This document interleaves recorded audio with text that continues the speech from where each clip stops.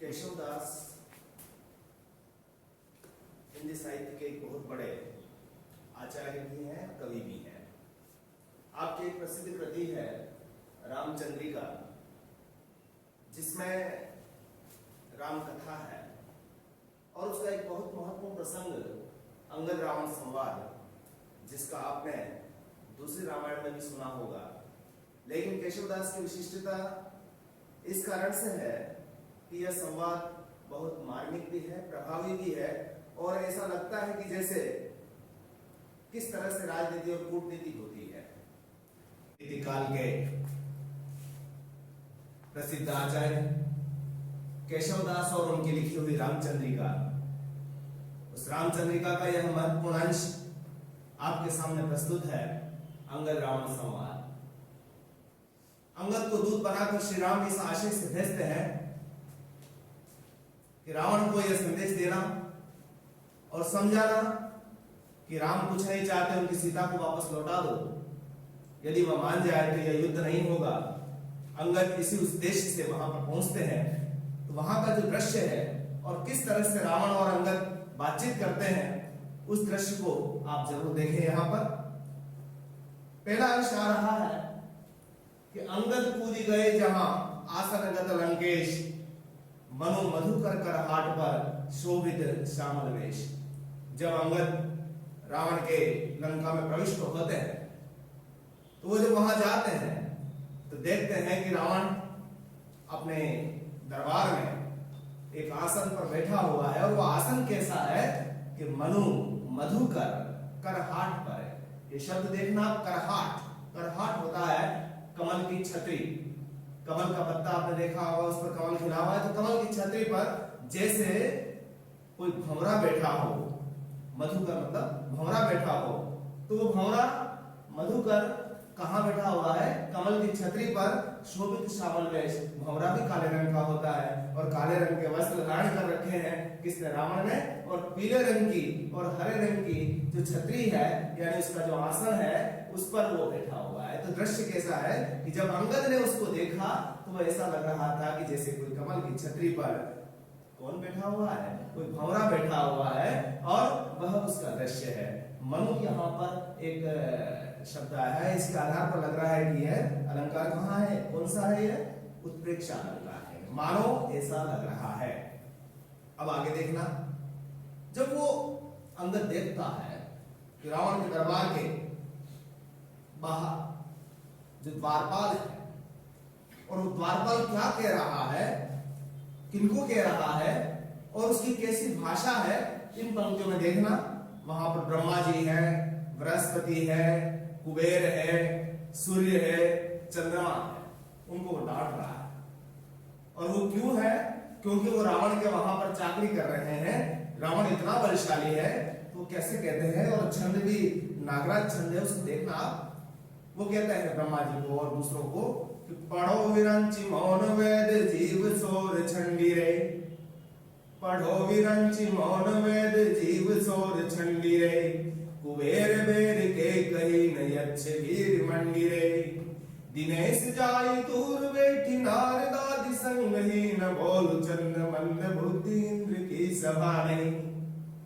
पढ़ो विरंचि मौन वेद।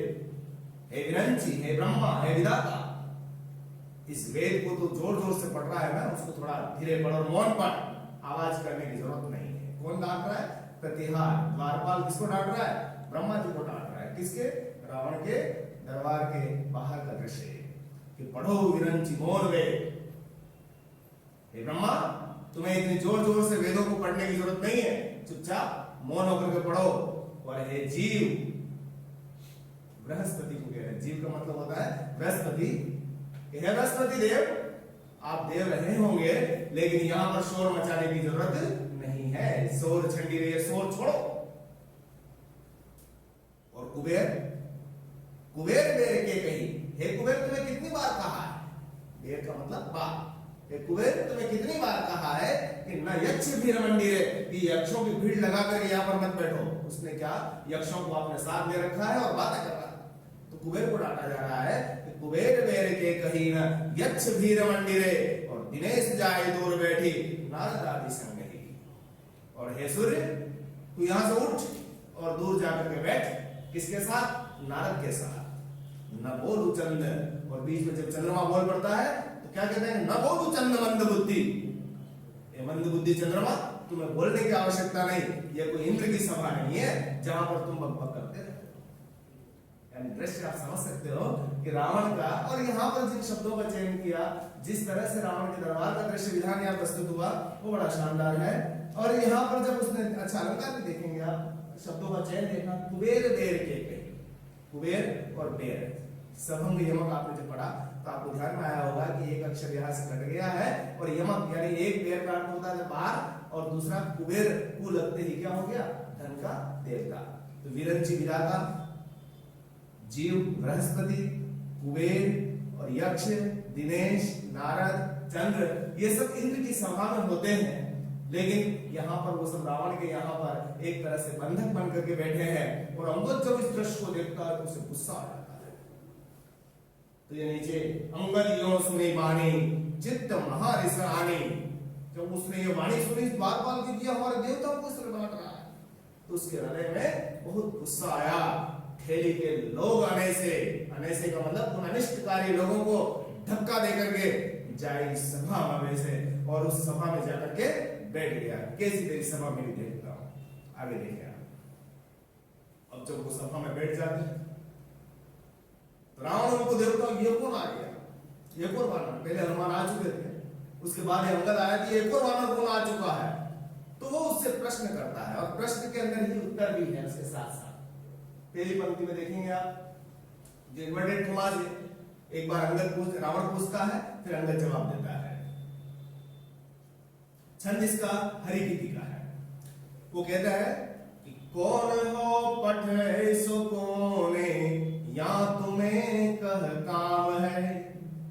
कौन हो पठे सो कोने, या तुम्हें कह काम है। जातिवान लंक नायक दूत अंगद नाम है। कौन हो? वानर तुम कौन हो?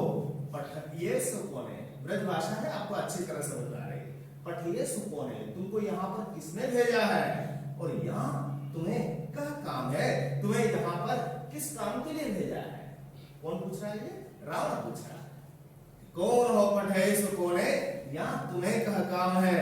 अंगद जवाब देता है कि जाति वानर लंक नायक दूत अंगद नाम है, कि मेरी जाति तो वानर है और मैं लंका के नायक का दूत हूं। अब यहाँ पर आपके मन में प्रश्न खड़ा हो सकता है कि लंका का नायक तो कौन है? रावण है, लेकिन अंगद उसको नहीं मानता। अंगद किसको मानता है? विभीषण को मानता है। मैं लंक नायक का दूत हूं और अंगद मेरा नाम है। रावण फिर पूछता है, कौन है वह बांध के हम देह पूछे सवेरे। तो तुम अंगद हो और वानर जाति के हो, तो फिर वो कौन था जिसको हमने बांध करके रखा और उसकी पूंछ में आग लगाई थी? कौन है वह बांध के हम देह पूछी सवेरे, हमने उसकी पूंछ में देह जला दी थी उसकी। यहाँ पर प्रसंग क्या आ रहा है? हनुमान का आ रहा है। घटना क्या हुई थी? हनुमान ने लंका को जलाया था, लेकिन रावण किस तरह से अनुमान किया रहा है कि हमने उसको जला दिया था। तो कौन है वह बांध के हम देह पूछी सवेरे। तो अंगद जब उसको सुनता है तो कहता अच्छा, तो लंक जारी संगारे अच्छ गयो सो बात वृथा कही। तो रावण आप जिसको कह रहे हो कि आपने जिसको जला करके खाक कर दिया था, तो जो वानर हमारे पास लौट के आया था वह कह रहा था कि लंक जारी, मैंने लंका को जला दिया, संहारी अच्छ अक्षय कुमार को मार दिया था। यह सब बातें उसने झूठी कही। कहने का आशय क्या कि जो तुम कह रहे हो वो कुछ अलग है और वो कह रहा था अलग है, तो ये झूठा कौन है? अब रावण समझ गया, इसको सब बात पता है। ये छंद यहाँ पर कौन सा है? हरिकीति का। तो रावण फटाफट बात बदलता है।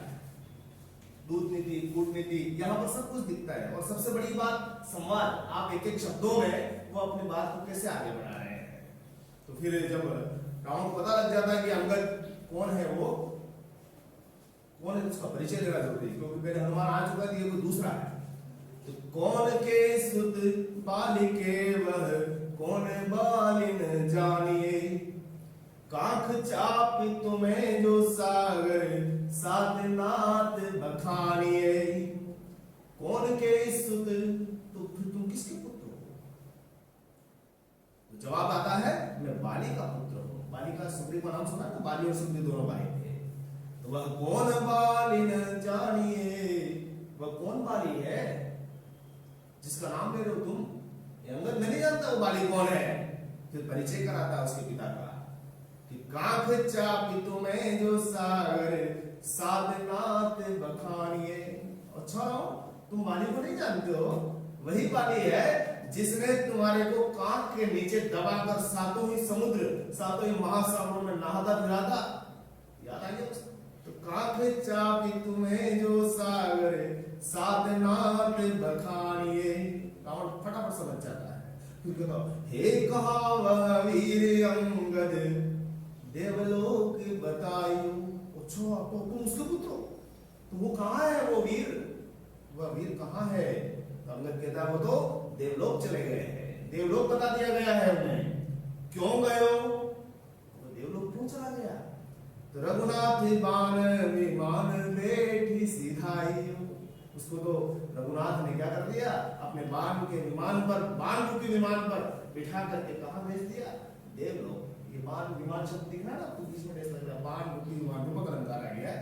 तो वो बाली का परिचय देता है, रावण समझ जाता है। तब फिर वो अंगद को पूछता है वो कहाँ है? तो अंगद क्या जवाब देता है कि उसको तो प्रभु श्री राम ने कहाँ भेज दिया है? स्वर्ग में भेज दिया है। ये भी आपका हरिगीति का छंद है। इन दोनों जो संवाद हो रहा है उसमें गुणोत्तर अलंकार भी है और बाण विमान में रूपक अलंकार है। बाकी इसकी संवाद कौशला बहुत शानदार, इसमें आप देख सकते हैं। फिर कहते हैं कि तुमने जो लंक नायक शब्द बोला है, थोड़ी देर पहले बोला था ना, उसका प्रश्न पूछता है कि लंक नायक को विभीषण देवदूषण को दहे, मोहि जीवत होई क्यों जग तो ही जीवत को कहे। एक एक शब्द में उनकी बात है कि लंक नायक कौन है? ये अंगद मुझे बताओ कि तुम जिस लंक नायक की बात कर रहे हो उसके दूध बन करके आए हो, तो वो लंक नायक कौन है? तो जवाब देता है कि विभीषण है। हमारा लंका के नायक तो विभीषण है। और देव दूषण को दहे, जो देवताओं को दूषण करने वाला, देवताओं को सताने वालों को दहन करेगा। हमारा जो लंका नायक है वह जो देवताओं को सताने वाला, मतलब कौन? तुम रावण, उनका दहन करने के लिए है। तो मोहि जीवत होई क्यों, तो अभी तो मैं जिंदा हूं ना। रावण कह रहा है कि लंक नायक विभीषण कैसे बन सकता है, अभी तो मैं जिंदा। तो बाली जवाब क्या देता है, सॉरी अंगद जवाब क्या देता है कि जग तो ही जीवत को कहे। हे रावण, तुझे जिंदा कौन कहेगा? तू जीवित है, इसका जवाब जगत नहीं मानता। तो मोहि को जग मारी है बुद्धि तेरी जानिए। तो अच्छा तो जगत मुझे मारेगा?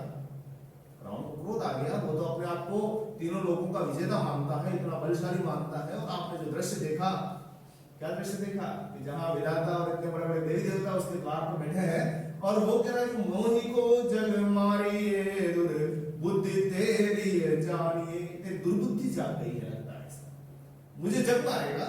और कौन बात पठाई यो कही वीर बेगी बखानिए। और मुझे बताओ, ये तेरे को ऐसी बातें पढ़ा करके समझा करके किसने भेजी है? तेरे को ऐसी चीजें सिखा करके मेरे दरबार में किसका भेजा? उसको फटाफट नाम बता। फिर अंगद कहता है कि श्री रघुनाथ को वानर के सब आयो एक गुण काहू हुयो।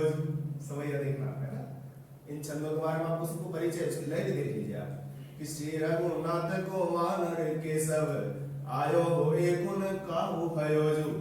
सागर कोमल जारी चिकारी त्रिकूट के देह विहार छयोजु। सिय निहार संहारी के राक्षस शोक अशोक बनी दयोजु। अच्छ कुमार ही मारी के लंका ही जारी के निके ही जाते भयोजु। रावण तो बड़ी बड़ी बातें तो कर रहा है, लेकिन तुझे समझ में आना चाहिए कि रघुनाथ का एक वानर केशव आया था। तुम्हारे इस लंका में एक वानर आया था और उससे भी तू निपट नहीं सका, न काहू हुए तो तू उससे क्या कर लिया तुमने? अनुमान आया ना? और अकेले वानर ने पूरी लंका को तहस नहस करके चला गया, जला के चला गया, और कुछ उसका नहीं कर सका। और क्या किया उसने? सागर को मद जारी चिकारी, सागर का जो मद था कि समुद्र को कोई पार नहीं कर पाएगा, वो उसको भी लांग करके यहाँ आ गया।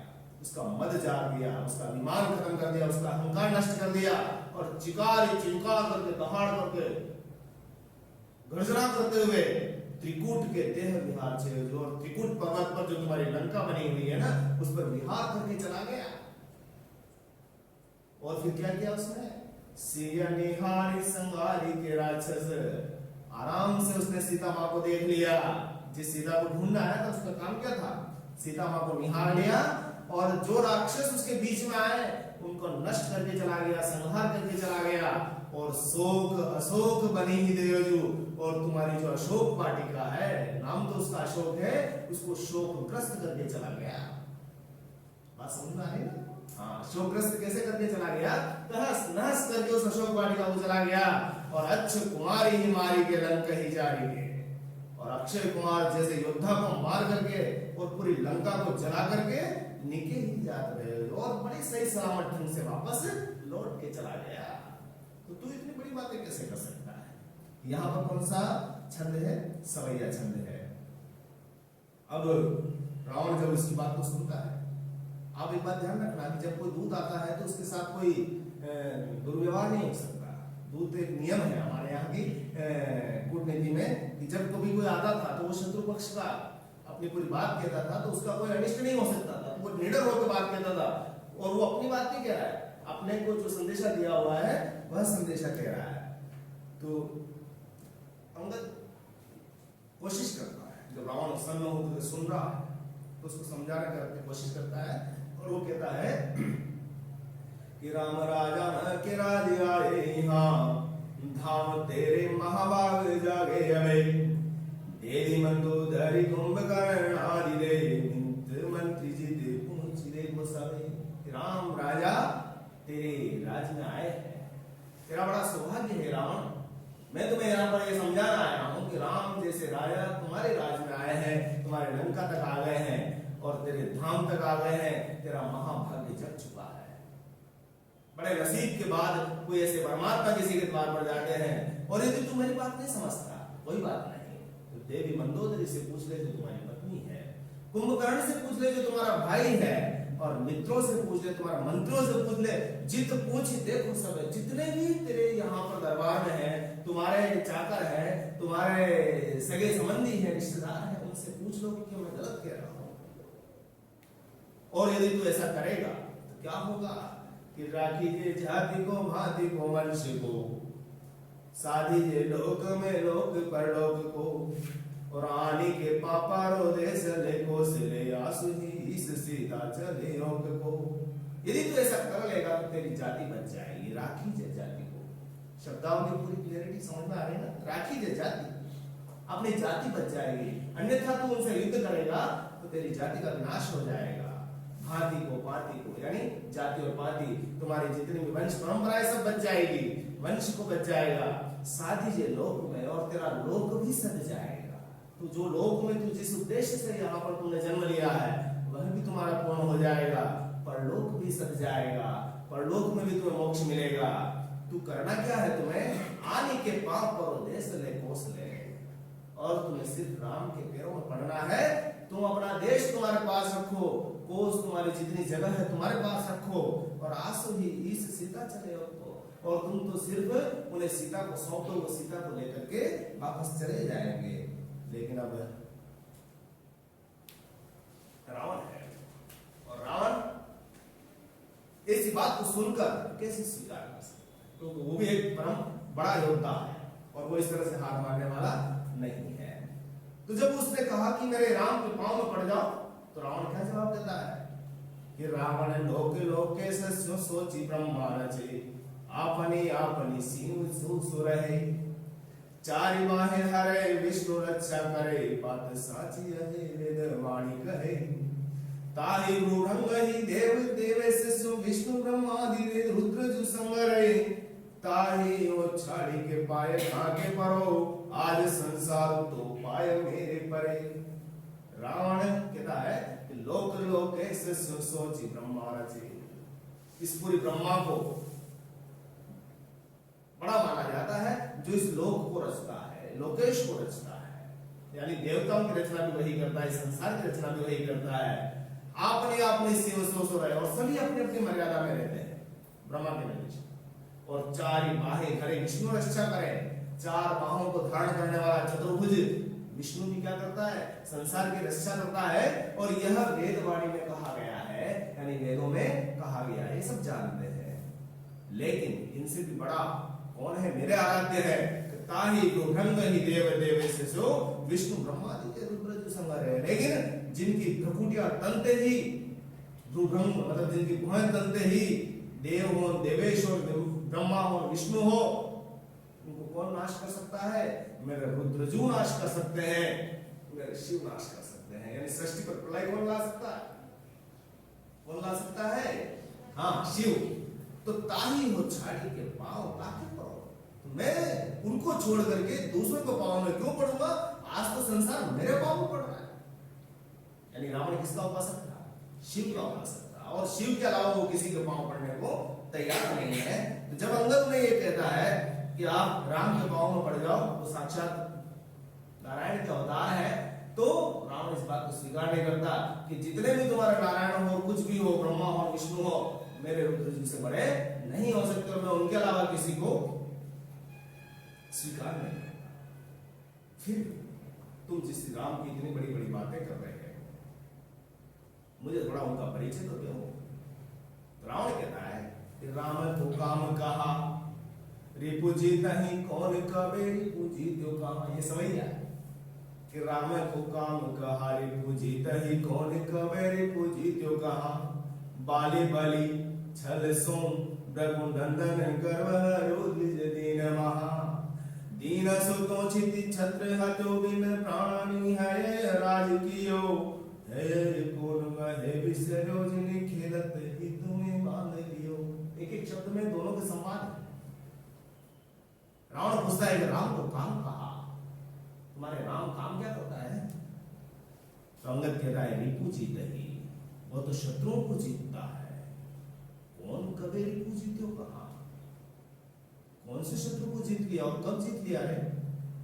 दोनों की बात चल रही है ना। अंगद कहता है कि उनका काम क्या है? रिपुओं को जीतना। तो रावण पूछता है कि कौन कबे रिपु जीतो कहा? जवाब देता है अंगद, बाली बलि, बलवान बाली को उसने जीता। रावण कहता वो तो छल से जीता। पता है ना कहानी, बाली और सुग्रीव की मध्य युद्ध हो रहा था, तो पेड़ की ओट में से तीर किसने चलाया था? राम ने। वो तो छल से जीता है, सामने आके थोड़ी लड़ा। फिर वो कहता है भ्रघुनंदन गर्व हरो, परशुराम का गर्व हरण किया। परशुराम का गर्व हरण कब हुआ? जब शिव धनुष तोड़ा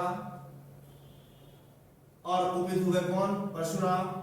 जनक की सभा में जब प्रविष्ट हुए और अंत में जब उन्हें पता लगा कि तो साक्षात विष्णु का अवतार है, तो उन्होंने अपने आप को मान लिया कि कोई गलत चीज नहीं हुई। तो भ्रघुनंदन का जो गर्व था, एकदम महाक्रोधी थे, उनका गर्व हरण कर लिया। तो रावण कहता वो तो द्विज दीन महा, वो तो बेचारा गरीब ब्राह्मण था, उसमें कौन सी बड़ी बात हो गई? दीन सो क्यों छिति छत्र हत्यो बिन प्राण है राज कियो। अवध कहता कि जिसे तुम दीन कहते हो, गरीब कहते हो, वो ऐसा नहीं था। छिति छत्र हरो, उस धरती से 21 बार क्षत्रियों को छत्र विहीन कर दिया था। यानी इस धरती से क्षत्रियों का नाश करने वाला वह कौन थे? परशुराम। यानी उन्हें वो साक्षात योद्धा थे, वो केवल ब्राह्मण नहीं थे केवल। और बिना प्राणी है, और सहस्रबाहु का जो महाबलशाली था उसको बिना प्राणी कर दिया, उसका संहार कर दिया। तो वो परशुराम को छोटे बड़े आदमी नहीं थे। तो ये है ही कौन? तू जिसका बात कर रहा है राज, है कौन है? अरे वह विसरियो, हे रावण, तो उसे भूल गया जिन्हें खेलत ही तुम्हें मान लियो, जो खेल खेल में तुम्हें बांध करके लपेट के चला गया, वो है रास्ता। तो रावण, जिस है राज ने तुम्हें बांधा उसको परशुराम ने मार दिया। उस परशुराम का गर्भ हरण किसने किया? राम ने किया। तो वो राम तेरे यहाँ पर आए हुए हैं, तू राम से मुझसे क्यों शत्रुता ले रहा है? ये छंद कौन सा है? सवैया है।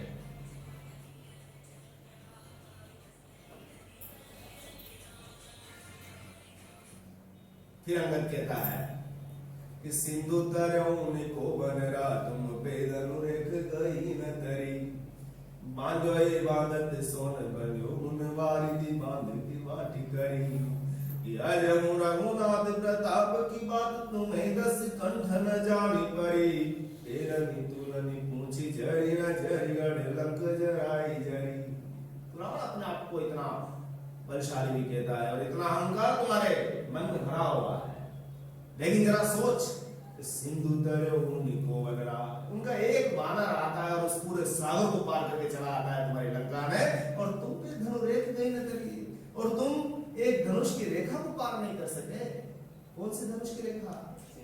जब पंचवटी में सीता अपनी कुटिया में है और हिरण की आवाज आती है हे राम, तब लक्ष्मण जब वहां से जाते हैं राम की तलाश में तो वो अपने धनुष की रेखा बनाए जाते हैं, और रावण जब अपना वेश बदल के आता है और सीता से कहता है भिक्षाम दे, तब वह उसको पार करता है तो लगा कि मैं भस्म हो जाऊंगा। तो तू धनुष की रेखा को पार नहीं कर सका, और बांधी हुई बांध तो सोने बंधो, और तू उनको बांधना चाहता था, वो नहीं बंधा। कौन? हनुमान को उससे बांधना चाहता, बंध गया क्या? और उन्होंने वारिदी बांधी के वाट करी, और उन्हीं वानरों ने उस समुद्र को बांध करके रास्ता बना दिया। ध्यान है तुम्हें? किसने बनाया था? नल नील पत्थर डाले थे और पूरा पूरा सेतु बन गया था। वारिदी मतलब समुद्र, बांधी के वाट करी मतलब रास्ता बना दिया। अजब हूँ रघुनाथ प्रताप की बात, ऐसे मेरे रघुनाथ है और उनके प्रताप की बात, उनकी वीरता की बातें हे 10 कंठ न जाने भरे, तुम्हें कुछ भी पता नहीं 10 कंठ मतलब हे रावण, ऐसे मेरे वीर बलशाली राजा राम की पता तुम्हें कुछ भी नहीं।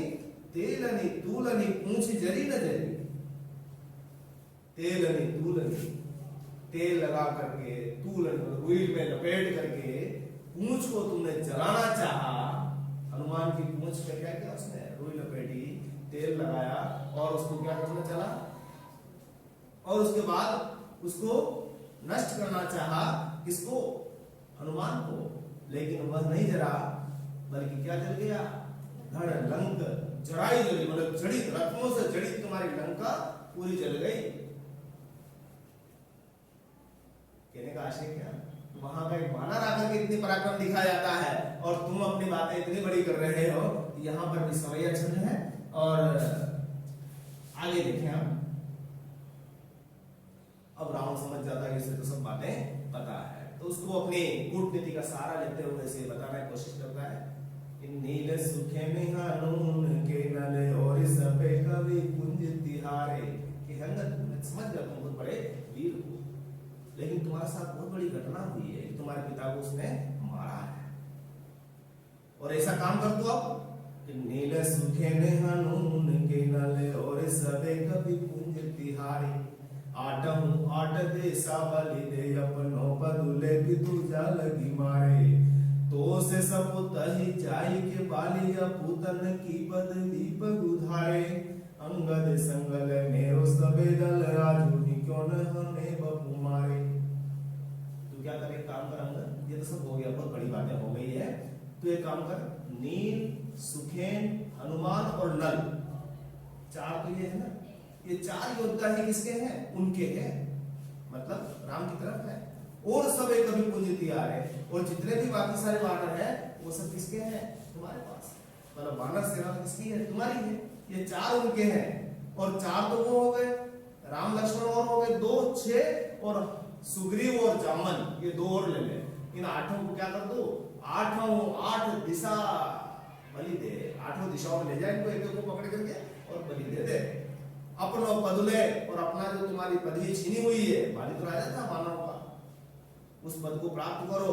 पितु जे पितु जा लगी मारा, जिसको तुम्हारे पिता ने मारा है उनका तो बदला ले सकता है। तो इतना बलशाली है। देखो यहाँ पर कितनी बड़ी कूटनीति खेली जा रही है, यानी शत्रु पक्ष के व्यक्ति को अपनी तरफ मोड़ने के लिए रावण खेल रहा है कि नील सुखे न हनुमान के नल और सभी कवि कुंज तिहारे, 8 दिशा बलि दे अपनो पदुले बिदु जा लगी मारे। तो से सपूत ही जाए के बाद, और तेरा जैसा सुपुत्र पैदा होने के बाद भी तो से सपूत ही जाए के, यानी जन्म देने के बाद बाली क्या मरा, अपूतन की पदवी को गुजार है। तो ऐसा अपूत बनकर के संसार में घूम रहा है और ऐसी पदवी तू धारण करके बैठा हुआ है। यानी इतना बलशाली पुत्र होने के बाद एक पिता की मृत्यु जिस दिशा में होती है, तू यदि उसका बदला नहीं लेता है, ऐसा पुत्र होना ना होना क्या मायने रखता है। तो अब एक काम कर, अंगद संगले मेरो सवेदर, और तू अकेला नहीं है, तू चाहे मेरी सेना में ले जा, और आज भी क्यों न हने बपू मारे, तेरे बाप को मारने वाला जिसने तेरे पिता को मारा है, बपू मारने वाला तेरे पिता को जिसने मारा है, उसका तो आज ही बदला क्यों न ले। फिर आगे होता है कि जो सुतो अपने बाप को बेरन ले ही प्रकाश, तासो जीवत ही मर्यो लोक कहे तेजकास। जो सुत अपने पिता का मृत्यु का बदला नहीं ले सकता, बेर का बदला नहीं ले सकता, ऐसा संसार में जो व्यक्ति है वो जीवित होते हुए भी मरे के हुए समान है, और लोक में उसकी कभी प्रतिष्ठा कभी नहीं होती है। तो अंदर समझ जाता है ये मेरे साथ छल कर रहा है, मेरे साथ कूटनीति का व्यवहार कर रहा है, तो इनको विलग्न मानिए सुनि रावण पलाधो, पावनी पावक पवन प्रभु जो असाधु त्यो साधु। जो जिस राम के बारे में तू बातें कर रहा है वो अलग नहीं है, हे रावण वो आधा पल भी मेरे से अलग नहीं है। जैसे पानी पावक पवन प्रभु, ये तो मेरे राम है, जो पानी हो या पावक हो, पवन हो या प्रभु हो, उन सभी असाधु हो या साधु हो, सभी के प्रति एक दृष्टि भाव रखते हैं। अतः तुम जो बातें कर रहे हो वो मेरे समझ में नहीं आती, मैं उन चीजों को नहीं मानता। तो वो फिर आगे कहते हैं कि उर्सियम गद लाज कछु गो, जनक गात बात व्रथा कहो, सहित लक्ष्मण राम ही संगरो, सकल वानर राज तुम्हें करो। ये दुर्लभ गीत देखना। उर्सी अंगद, तू हे अंगद, तेरे मन में जो बातें चल रही है, तू जो मेरे को कह रहा है राम ऐसा नहीं है, थोड़ी बहुत तो लज्जा रख। जनक घातक के बारे में ऐसी बातें, जनक घातक का मतलब तुम्हारे पिता को मारने वाले के बारे में ऐसी बातें करके तुम व्यर्थ अपना समय नष्ट कर रहे हो। तुम जाओ सहित लक्ष्मण राम ही संवारो, राम के साथ लक्ष्मण का भी संहार करो, मैं तुम्हें सकल वानर राज तुम्हें देने वाला हूं। यानी तुम चाहो तो पूरे वानरों के राजा तुम वापस बन सकते हो। फिर अंगद और जवाब देता कठोर, पहले तो उसको समझाने की कोशिश करता है।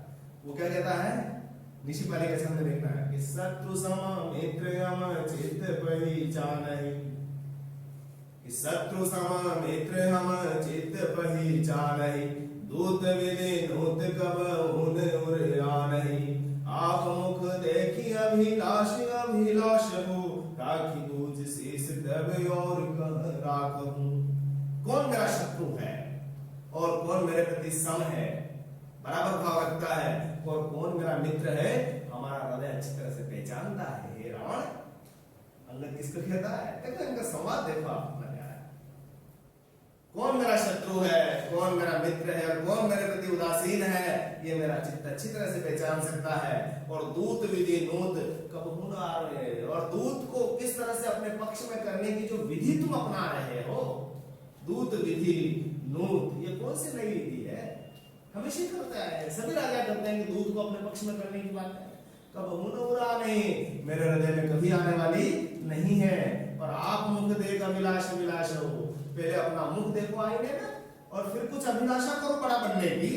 और थोड़ा मैं और कह रहा हूं कि राखी भुज शीश, अपनी भुजाओं को और शीश को यदि रखना है उसके बारे में चिंता कर, तब और कह रखा हूं। यदि तेरा ऐसा ही जवाब रखा है रहेगा तो आगे कैसे कहां रखेगा इनको भुजाओं को शीशों को, इसकी चिंता कर, तू मुझे समझाने की कोशिश मत कर। और फिर रावण को रावण वो आगे भी अपना परिश्रम कर रहा है, वो बराबर उसके साथ लगा हुआ, फिर अपने वापस अपने अहंकार में आता है। वो कहता है तुम मेरे को जानता नहीं है अंदर, और तुम्हारा जो वनवासी राम है ना वो भी मुझे नहीं जानता है, और नहीं जानता तो मैं परिचय दे रहा हूं अपना। वो क्या कहता है, परिचय भुजंग पे छंद है, अपभ्रंशकालीन छंद है, और काफी संस्कृत में भी काफी लोकप्रिय रहे कि महा में जुदासी सदा पाई धोए, प्रतिहार वेके कृपा सूरजोए, क्षमानाद लीने रह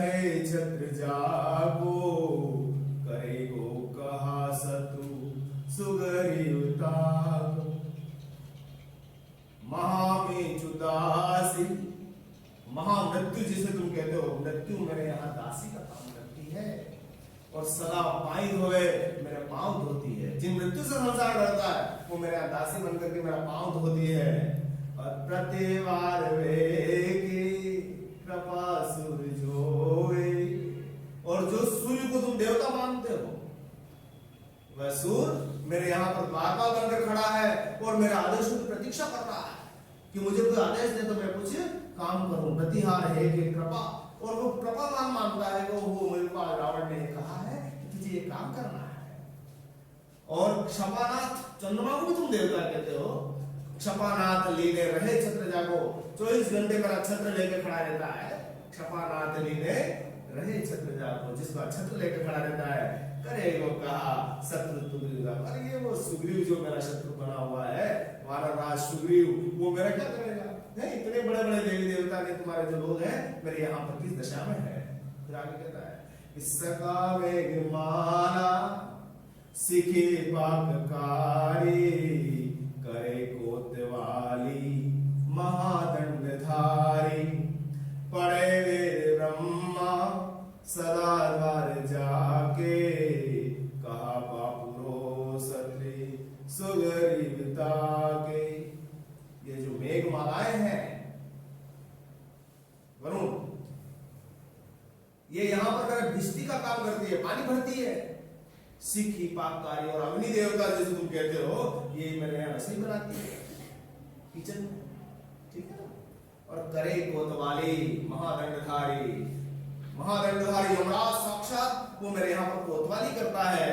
और पढ़े वेद ब्रह्मा सदा द्वार, मेरे द्वार पर वेद पढ़ता रहता है ब्रह्मा, और तुम्हारा उससे तुम लड़ने आ रहे हो, तुम्हारा वो बेचारा सुग्रीव मेरा क्या बिगाड़ देगा। फिर रावण अंगद उसको समझाता है कि इतना अभिमान मत कर अपने आप पर। क्यों? क्योंकि इस संसार में जो भी आया है वह वापस मृत्यु को प्राप्त हुआ है, और इसलिए कोई यहाँ पर हमेशा के लिए अमर होकर के नहीं आ सकता। तो उसको संदेश देता है, पेट चढ़िया पल ना पाली को, चढ़ी पाल की हु चढ़ी मोह मड़ो रे, चौक चढ़ो चित्र सारी चढ़ो, गज बाड़ी चढ़ो, गढ़ गर्भ चढ़ो रे, योम विमान चढ़ो हिरायो, कही केशव शोकम हुन पड़ो रे, चेतन नाही रयो चढ़ी चित्त सो चाहत मुद चिताऊ चढ़ो रे। तू पेट में चढ़ा, यानी माँ के गर्भ में तू आया, पलना में चढ़ा, पालने में चढ़ा, थोड़ा और बड़ा हुआ तो पालकी में चढ़ गया, राजा बन गया। और तू पालकी में चढ़ने के बाद मोह से मर गया। मनुष्य जब संसार में आता है तो कुछ नहीं होता है, लेकिन संसार में आने के बाद वह अभिमान को धारण करता है, मोह को धारण करता है, और संसार में अपने आप को सर्वस्व समझता है। तो तेरी स्थिति क्या है? छोटा सा बालक था, पालने में चढ़ा, पालिके में चढ़ा, और तू मोह से ग्रस्त हो गया। धीरे धीरे और बड़ा हुआ तो चौक में चढ़ा, चित्रसारी में चढ़ा, रंगशाला में चढ़ा, गजबाजी चढ़ो, हाथी पर चढ़ा, घोड़ों पर चढ़ा, और चढ़ते चढ़ते तू कहां चढ़ा गया? घर पर चढ़ गया। अरे व्योम विमान चढ़ ही रहे हो, तू आसमान में कहां पर चढ़ता रहा? विमानों में चढ़ता रहा, विमान में बैठ बैठ कर विचरण करता रहा, कहीं केशव शोक न पड़े रहे, लेकिन तू उस राम को, उस ब्रह्मा को, परमात्मा को तू नहीं पढ़ सका। चेतन नाही रही रही चित्त सो, और तेरी चेतना तेरे पास नहीं रही, और तू अब ऐसा करते करते हे मूढ़, चिता पर चढ़ने का तेरा समय आ गया है। चिता पर चढ़ा रे, यानी तू चिता पर चढ़ने का तेरा समय आ गया है, और तू अपने आप को समझ रहा है कि मैं अभी भी इतना बलशाली हूँ। अपने समय को पहचानो और आने वाले समय की गंभीरता को समझो। यह कौन कह रहा है? अंगद उसको समझा रहा है। फिर वापस राम, वो भी मान नहीं रहा, वो कह रहा है कि निकारो जो भैया लियो राजता को, दियो कड़ी के जो कहा त्रात ताको, लिए वानराली कहो बात तो सो, सो करे सिलरे राम संग्राम मोसो। अरे तू किस राम की बात कर रहा है? उसको तो अपने भाई ने घर से निकाल दिया, भरत ने जिसको घर से बाहर निकाल दिया और उसका राज छीन लिया, कुछ नहीं कर पाया, क्या कर लिया? और दियो कड़ी के जो कहा राता, और इतना उसको तकलीफ दी घर से निकाल करके वन में भेज दिया, उसका तो कुछ बिगाड़ नहीं सका और मेरे से लड़ने आ रहा है और लिए वानराणी को बात तो और बंदरों को ले लेके घूम रहा है और वो कह रहा है कि मैं आपसे संग्राम लड़ेगा मेरे से। सो कैसे लड़े राम संग्राम मोसो, मेरे से कैसे संग्राम करेगा, थोड़ा विचार कर। इसलिए तू जो बातें कर रहा है ना वो कुछ जम नहीं रही है। फिर भी अंगद अपनी दूध है तो अपने राम की बात तो करेगा ना। वो कह रहा है कि हाथी न साथी न घोड़े न चेरे न गाँव न ठाऊ को ठाऊ बिले तातन मातन पुत्र न मित्र न मित्र न दिय कहीं संग रहिए केशव काम को राम विसारत और निकाम न काम ही यही है चेती रे चेती अजोचित अंतर अंत के लोग के लोही जाइए। तो राम ने जितना अपने आप को मान करा ध्यान रखना है संसार से जो भी प्राणी गया है अपने साथ ना हाथी ले गया ना साथी ले गया। इतने बड़े बड़े हाथियों की तुम्हारे यहाँ झुंड सेना होगी लेकिन कोई साथ में आने वाला नहीं। न घोड़े ले गया न नौकर चाकर ले गया न गांव ले गया न ठिकाने ले गया। ये सब के सब ठिकाने यहीं के यहीं विलुप्त हो गए। विले हो मतलब यहीं के यहीं विलुप्त हो गए। न तात साथ में आए न माता साथ में आए, न तो पिता साथ में आए न माता साथ में आए।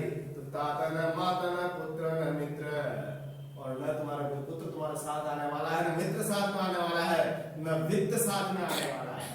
धन संपदा भी तुम्हारे साथ आने वाली नहीं है और न दिय कहीं संग रही है और तुम्हारी पत्नियां भी तुम्हारे साथ आने वाली नहीं।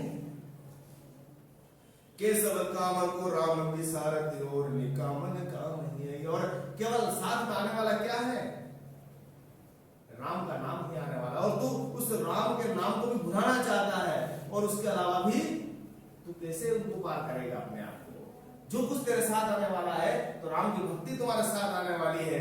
इसलिए चेती रे चेती जो चित्र अंतर तेरे हृदय में उस चेतना को जगा और अब तू चेत जा, क्योंकि तू अंतर लोक में जब जाएगा ना तब तू अकेला ही जाएगा। यहाँ पर भी है सवैया। तो राम को तो अच्छा कितनी बड़ी बात कर रहा है, लेकिन तुम्हारे जो राम है उससे लड़ू तो सही। कैसे लड़ूंगा कि डरेगा विप्रे अनाथे जुबारे पर रंग छाड़े पर स्त्री लाले पर द्रोह जासु न हो रति को सुखे से लरे वेश कीने यति को। यहाँ गाय स्तुति है, कर तो वो निंदा रहा है लेकिन लगता उसकी तारीफ है कि डरेगा जो तुम्हारा राम है वो तो गाय से डरता है, विप्रो से डरता है, ब्राह्मण से डरता है, ब्राह्मण हो गए ऋषि मुनि हो गए उनसे डरता है। अनाथ है जो भागे और अनाथों की तरफ भटकता फिरता है संसार में। जंगल में कैसे फिट रहा है, भाग रहा है नहीं तो अनाथों की तरह है। और परद्रव्य छोड़े दूसरों की संपदा देखते तो हाथ ही नहीं लगाता है। परद्रव्य छाड़े मतलब दूसरों की संपत्ति देख करके तो वो हाथ ही नहीं लगाता है। और पर स्त्री ही लाजे और दूसरों की स्त्री देख ली तो लज्जित हो जाता है। ऐसा तुम्हारा राम। और पर द्रोह जासु न होवे रति को, किसी दूसरे से तो वो कभी द्रोह भी नहीं कर सकता। थोड़ा मात्र भी, रति का मतलब थोड़ा मात्र भी, लेश मात्र भी सु कैसे लड़े वेश कीने यति। और यति का वेश धारण करके, एक साधु सन्यासी का वेश धारण करके वो मेरे से कैसे लड़ेगा। और मैं कौन हूं तुझे बताता हूं कि गेंद करे हूं मैं खेले को हर गिरी केशोदास, शीश चढ़ाए आपने कमल समान साज।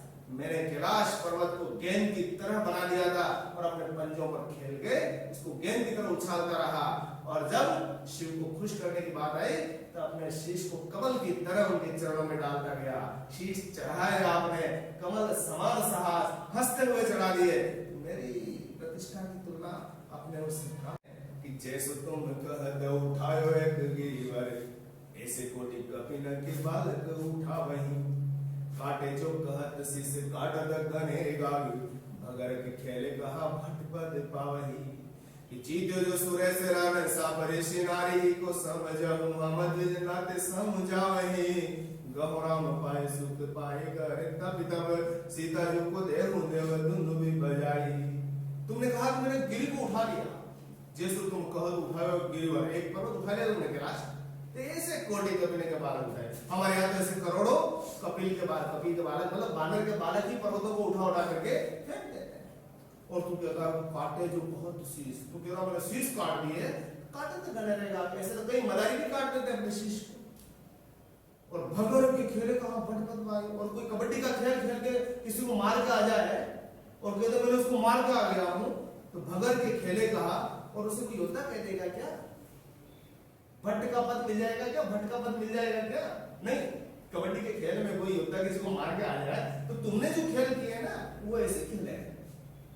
और जीते जो सुरेश, तुमने कहा था मैं इंद्र को जीत लिया, अरे वो तो साप ऋषि नारी को, वो तो गौतम की पत्नी का श्राप था, अहल्या का श्राप था इंद्र को, इस कारण से वो तेरे से पराजित हुआ। और फिर भी मैं तुझे समझा रहा हूं क्योंकि तू ब्राह्मण है, समझ रहा द्विज नाते समझा। रावण ब्राह्मण महाज्ञानी था, महापंडित था, एक अपराध का उतना बड़ा दंड मिला उसे, तो समझो हम द्विज नाते समझा वही। गहो राम पाए, राम के पांव में पड़ जा सुख पाएगा। और करे कभी तो वहीं पर तपस्या कर, सीता जी को न दे दे, तेरी देवता भी तेरी धुन भी बजाएंगे। ये यहाँ पर ये मन दंडक छंद है, कवि तो छंद है। तपी जपी विपनी क्षिप्र ही हरो, अदेव देश सब देव संगरो, सियान देहो यह नेम जो धरो, अमानुषी भूमि अवानरी करो। ये तपी जपी, ये जितने भी तपस्या करने वाले, जप करने वाले, विपनी क्षिप्र यानी जितने भी ब्राह्मण हैं, इन सबका मैं हरण कर दूंगा, नाश कर दूंगा, ये सब मेरे दुश्मन है। कौन कहता है? रावण गुस्सा है। अदेव द्वेषी सब देव संवरो, और जो भी राक्षसों का दोषी है, द्वेषी है, दुश्मन है, उन सब देवताओं को भी नाश करूंगा। सिया न दे हो, सिया को मैं देने वाला नहीं हूं। तो ये नेम जीवन हो, तुम्हारे ये नियम धारण कर लेना, तुम्हारे मन में बांध लेना इसको। और ज्यादा हुआ तो अमानुषी भूमि अवानरी करो, इस धरती को ही मैं मनुष्यों से और बंदरों से हीन कर दूंगा। अब यहाँ पर थोड़ा आक्रमक दोष है, काफी दोष आते हैं ना। अमानुषी भूमि अवानरी करो, होना क्या चाहिए था? अवानरी भूमि अमानुषी करो, क्योंकि पहले बंदर मारेगा तो मनुष्य मरेगा, पहले मनुष्यों को मारने के बाद बांदर को मारना, तो ये थोड़ा सा आक्रमक दोष है। लेकिन यहाँ पर रावण की मन स्थिति क्या है, वो क्या कहना चाह रहा है, उसको जरा देखें आप।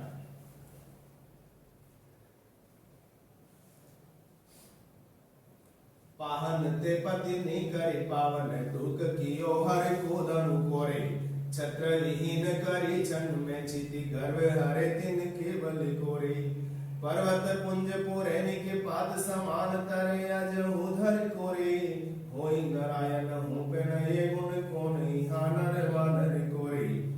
तो जिसने पाहन ते पति नहीं करी, यानी राम वो है जिनके तो पांव पड़ जाए तो ज्यादा बेहतर है, क्योंकि पाहन से जिसने पत्नी बना दी, अहिल्या को उद्धार हुआ था, वो क्या था? गौतम ऋषि के श्राप से वो बने हुए थे पत्थर, और जैसे राम के चरण पड़े तो क्या हो गया? क्या बन गई? वो नारी बन गई ना।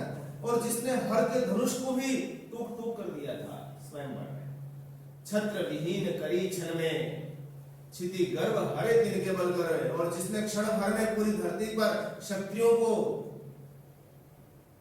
से विहीन कर दिया था, ऐसे परशुराम के गर्भ को हरण कर दिया, उनके बल को तू क्या जानेगा रे? पर्वत पुंज पुरे के पात्र समान करे, और जिस राम के नाम से वो जो पर्वत के बड़े बड़े पत्थर समुद्र में कैसे तैरे, जैसे कमल के पत्ते, पुरैन के पत्ते के समान तैरते रहे, अज उधर कोरे, उनको तू धारण कर, कोई नारायण भूप नहीं गुण कौन यहाँ पर वानर। तो जिसे नर और वानर कह रहा है वो साधारण प्राणी नहीं है, वो साक्षात नारायण, और ये नारायण में ये गुण हो सकते हैं, बाकी तो सारा मनुष्य भी वानर कैसे कर सकता है? तुझे इन बातों को समझना चाहिए। फिर भी अंगद को और समझाने की कोशिश, देही अंगद राज तो कह मारी वानर राज को, बांधी देही विभीषण और फोरु सेज समाज को, पूछ जा रही अच्छी रिपुगी पाही लागे रुद्र के, सीयु को तब देव राम ही पार जाए। मैं दे सकता हूँ, सीता को दे सकता हूँ। अंगद को कहता है कि मैं दे सकता हूँ, कब? तो देही अंगद राज तो सबसे पहले तो क्या काम करे कि सुग्रीव को तो ठिकाना लगा, मारी वानर राज को। वानर राज मतलब सुग्रीव को तो क्या करे? मार दे, और अंगद को राजा बना दे। कौन? राम। बांधी देही विभीषण को बांध करके मेरे यहाँ ले आए, तो गद्दारी थी उसका नाम। और फोरी सेतु समाज को, जो तुमने पुल बनाया उसको तोड़ दे वापस। पूछ जा रही अच्छी रिपु की, और उस अच्छी रिपु मतलब हनुमान की, तो क्या कर वापस पूछ चला दे उसकी, और पानी ला गई रुद्र के, और मेरे यहाँ शिव के आकर के पांव में पड़े जाए, शिव को तब देव राम ही पार जाए समुद्र के, और यहाँ से समुद्र से उस पार चला जा, तब मैं जाकर के सीता को क्या कर सकता हूँ? दे सकता हूँ। किसने कहा है? रावण ने अंगद को। तो लंक लाई गयो बलि हनुमंत संतन गायो, सिंधु बांधत सोदी किनल चीर चीट बहाइयो ताही तो समेत अंध उखारी हो उल्टी करो आजू राज कहाँ विभीषण बैठी है देही तिगरो। गुस्सा आ जाता है जब रावण ऐसी बात करता है तुम यहाँ से ले जाओ उसको मार डालो तो लंक लाए गए बोले हनुमंत संतन गाय करे तुम्हारी लंका को जला करके हमारा हनुमान जला गया जिसको संतों ने गाया। और सिंधुओं को जब बांधा था ना पूरे सागर को बांधा था और नल ने और नील ने तो सागर की लहरों को उसने क्या कर दिया बहा दिया था लहरें आ ही नहीं पाई और पूरे के पूरे बीच में क्या कर दिया था हमने सेतु बना दिया। ताही और मुझे गुस्सा इतना आ रहा है कि ताही तो ही समेत अंध उखारी उड़ दो तेरे को मैं यहाँ जो बैठा ना उखाड़ करके उल्टा कर दूं लेकिन मेरे को एक बात का डर है कि मेरे राजा विभीषण कहाँ बैठेंगे इस बात का डर है अन्यथा अभी तक तुम्हें तुझे यहीं से उठा कर नीचे पटक देता। और इसी गुस्से में फिर अंगद समझ गया ये समझने वाला नहीं है उड़ के गया अंगद रावण को मुकुट उठ के गया कूद करके और उसका जो मुकुट था उठाया माथे से वो जब तक रावण संभले लेकर उड़े सुजान मनो चलो हम लोग को 10 सिर को प्रस्थान। जब वो उड़ के जा रहे थे तो ऐसा लग रहा था कि रावण का सिर कहाँ जा रहा है यमलोक को जा रहा है। अंगद लेवा मुकुट को परे राम के पाए जाकर के वह राम के पांव में पड़ा राम विभीषण के श्री बनाए और राम ने विभीषण के सामने अंगद की तारीफ की कि ये कितना अच्छे ढंग से अपने काम को करके आया। ये अंगद रावण संवाद जिसके बहुत बेहतरीन संवाद शिल्प है अच्छी भाषा है किस तरह से वो अपने संवादों के माध्यम से इस पूरे कथानक को आपके सामने प्रस्तुत करते हैं। एक रामचंद्रिका का छोटा सा आपके सामने